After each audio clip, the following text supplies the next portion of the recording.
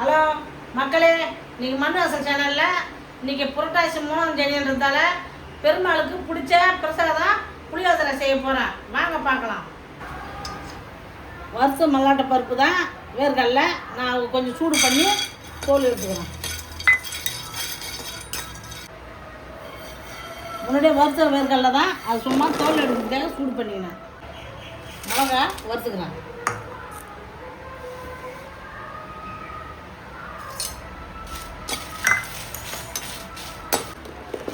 வறுப்பட்டுருது. இப்போ மல்லி வறுத்துக்கிறேன்.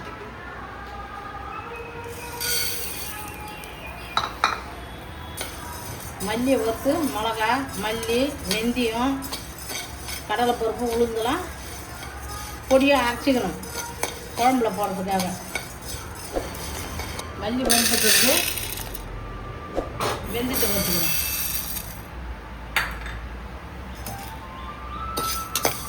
250 கிராம் புளி ஊற வச்சுருக்கேன், 4 கிலோ. இது ஒரு 50 வெந்தயம் போட்டுக்கிறேன். 100 மல்லி, ஒரு 25 கிராம் சரக்கு மிளகா, காஞ்சி மிளகா.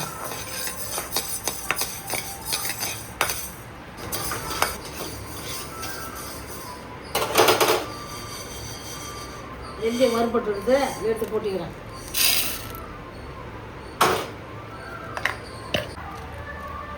கூட போட்டு அரைக்கிறதுக்காக கொஞ்சமாக கடலைப்பருப்பு, வெள்ளை உளுந்து,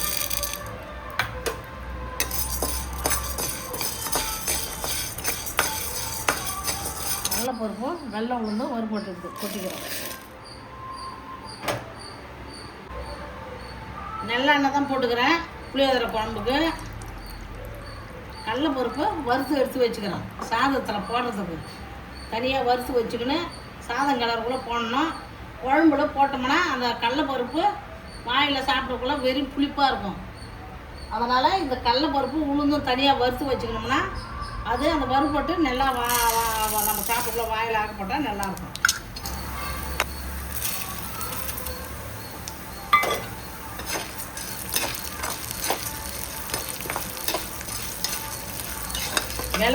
வெள்ளை உளுந்தும் போட்டு இருக்கிறேன் கடலைப்பருப்பு கூட.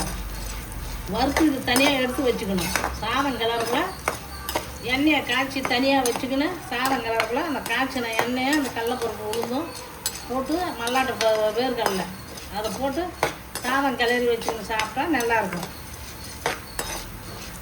எடுத்து வச்சுக்கிறேன்.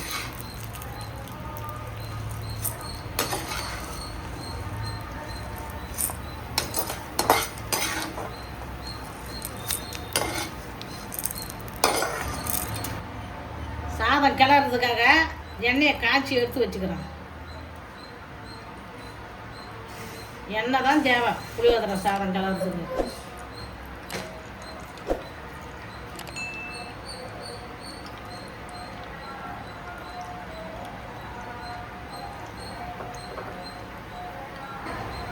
சாதம் கிளறதுக்காக காய்ச்சி எடுத்து வச்சுக்கிறேன்.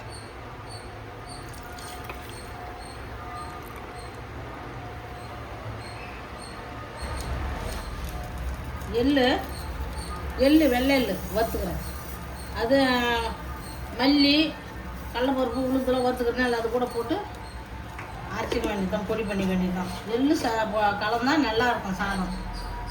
அந்த நெல்லெண்ணெய் வாசனை வரும்.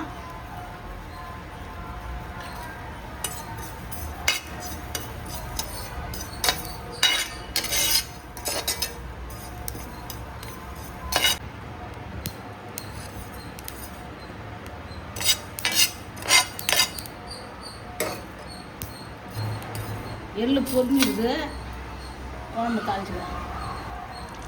புளி குழம்புக்கு இப்போ தாளிச்சுக்கிறேன்.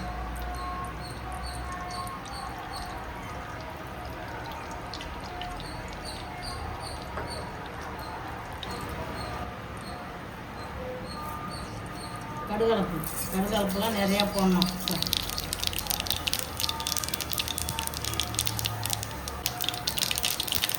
கறிவேப்பிலை,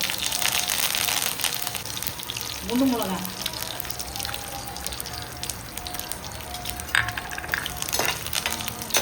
இப்போ தாளிக்குள்ளே குண்டு மிளகா போடுறேன்னா இதுதான். நான் மல்லி கூட கடலைப்பருப்பு உளுந்துலாம் வறுத்து வச்சுக்கிறேன். அது கூட மிளகா வறுத்துதை கூட போட்டு அரைச்சிக்கலாம். அது காரம் சரியாக இருக்கும்.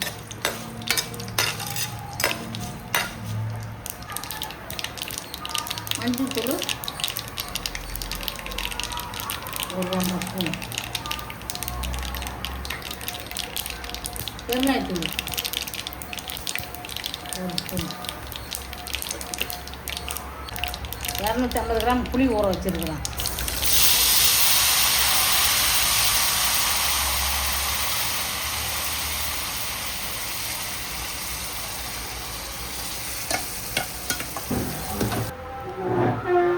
தேவையான அளவு புளியோதரைக்கு குழம்புலேயே உப்பு போட்டுக்கிறேன். பத்தலைன்னா போட்டுக்கலாம். வறுத்து வச்சுருக்கிற மல்லி, கடலைப்பருப்பு, உளுந்து, எள்ளு எல்லாம் வறுத்து வச்சுருக்கிறேன். இதை பொடி பண்ணிக்கலாம் குழம்புல சேர்க்கறதுக்காக.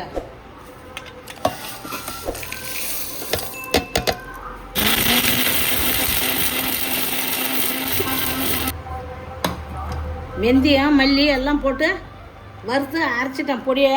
இந்தமாரி நைஸாக இருக்கணும். இது குழம்புக்கு வச்சு தான் போட்டு இறக்கி சாதம் கிளறணும். புளியோதரை குழம்பு கட்டியாக ஆயிடுது. ரொம்ப தண்ணியாக இருக்கக்கூடாது. இப்படி கட்டியாக இருந்தப்பறம் நம்ம அரைச்சி வச்சதெல்லாம் சேர்த்துக்கலாம். மல்லி, வெந்தயம், கடலைப்பருப்பு, எள்ளு, வெள்ளை உளுந்து இதெல்லாம் வறுத்து போட்டு அரைச்சது.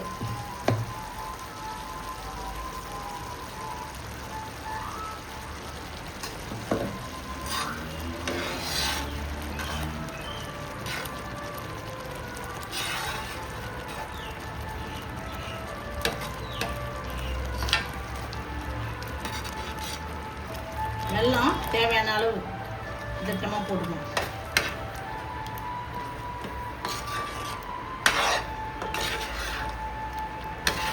புளியோதரை சாதம் கிளறுனா இதுமாரி குழம்பு வச்சு எடுத்து வச்சிங்கன்னா 15 நாளாக இருந்தாலும் கிடாது. எடுத்து டப்பாவில் வச்சுக்கணும். நம்ம சாதம் கிளறி தேவையானப்போ எடுத்து இந்த குழம்பை ஊற்றி சாதம் கிளறி வச்சுன்னு சாப்பிடலாம். நெய் ஊற்றி முந்திரி பருப்பு வறுத்துக்கிறோம்.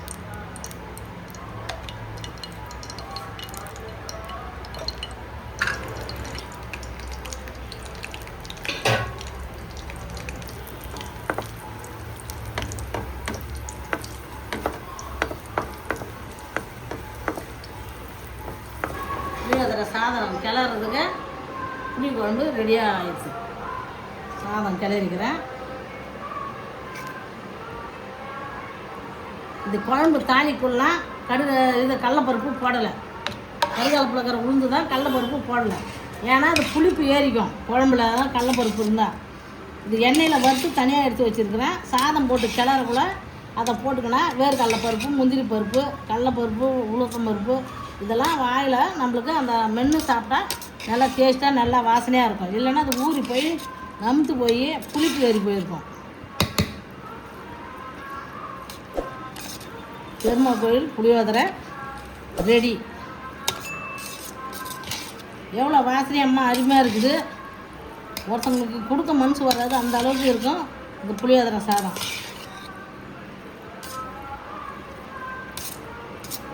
இப்போ என்ன பண்ண போகிறேன், எண்ணெய் காய்ச்சி வச்சுருக்கிறேன்.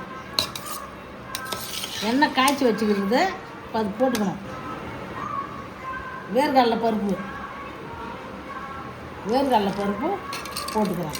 நம்ம வெளியிலலாம் ஏன்னா வெளியில் போகிறோம், வெளியூருக்கெலாம் நம்ம போகிறோம்னா இந்த சாதம் கிளறி எடுத்து போகிறோம்னா மல்லாட்டை பருப்பு போடக்கூடாது. போட்டு கிளறி எடுத்து போனோம்னா ஒரு வேளை தான் சாப்பிட்லாம், அடுத்த வேளை சாப்பிட முடியாது. சோறு பூசை வாடை வந்துடும்.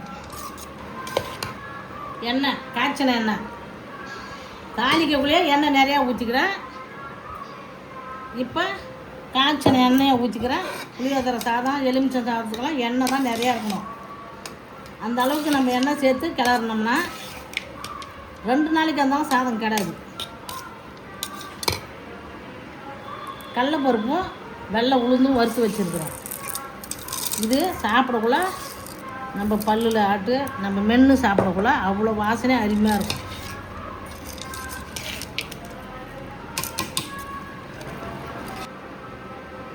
நெய்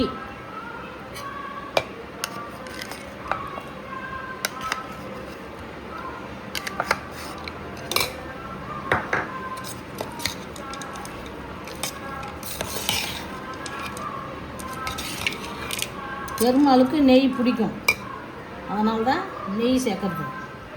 மல்லித்தாயை போட்டுக்கிறோம்.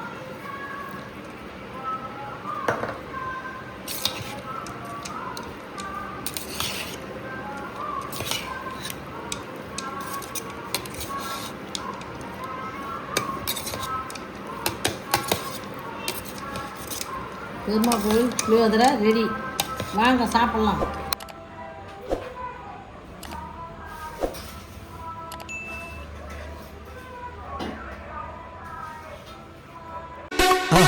மறக்காம சர்ப்ரைஸ் பண்ணுங்க. தேங்க்யூ.